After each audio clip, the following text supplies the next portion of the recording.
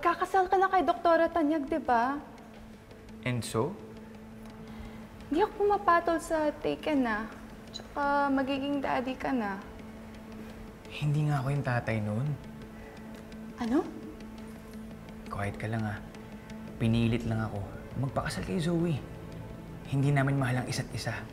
Kaya kahit mahuli pa niya tayo, walang problema yun.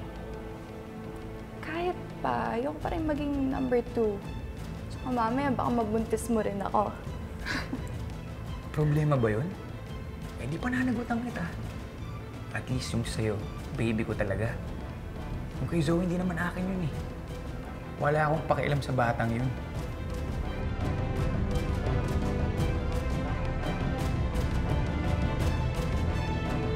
Talaga? Pamangking ka ni Diyosa? Saan banda?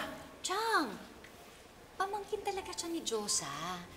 Pinasok siya dito para may makatulong tayo sa kantin. Diwata po. Diwa for short. Ay, Diwata. Bagay sa'yo yung pangalan. Pero yung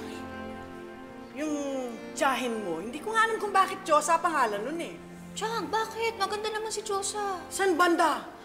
Chang, kayo talaga. Joke lang, joke.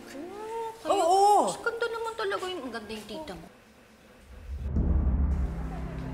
Chang, hindi ba siya yung doktor na mapapangasawa ni Zoe?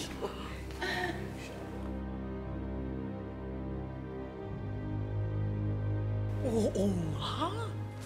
The one and only. Dito ka lang, Hoy, babaero! Ikakasal ka na ng bababae ka pa? Anong sinasabi niyo? Wala akong ginagawang masama, Anong wala? Ayan nang bababae ka. Eh hindi ba magkakaanak na kay ni Zoe? Ano? Magkakaanak ka na? Hindi ko anak yun. Ano sabi mo? Basta wala akong ginagawang masama. Ano? At ikaw, babae, ang landi-landi mo. Oras ng trabaho, nakikipaglandian ka. I-re-report kita. I-re-report talaga kita!